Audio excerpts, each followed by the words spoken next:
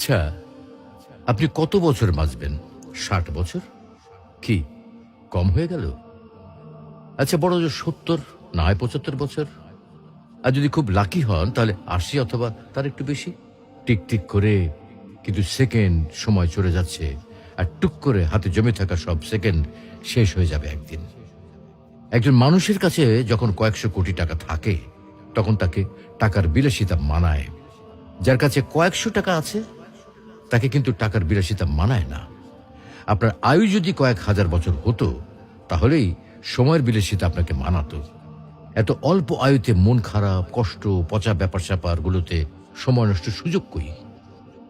তার চেয়ে বরং ফ্যামিলিকে সময় দিন, ভালো বই পড়ুন, টুক করে বেরিয়ে আসুন চমৎকার কোনো জায়গা থেকে।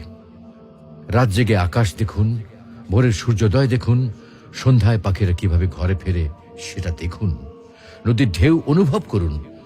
একটু ভাবুন, আজকের এই দিনটা যদি আপনার অথবা আমার শেষ দিন হয় তাহলে আপনার আমার পরিবারের কালকে কি হবে? অবশ্যই আল্লাহ দেখবেন, কিন্তু এই পরিবার আর নিজের জন্য যে এত সময় নষ্ট করছি তার কি হবে? তো আসুন আমরা নিজ ধর্ম পালনের মাধ্যমে সৃষ্টিকর্তাকে রাজি ও খুশি করি। হয়তোবা আজকের দিনটাতে সফল না হলেও পরকালীন জীবন সফল হতে পারে।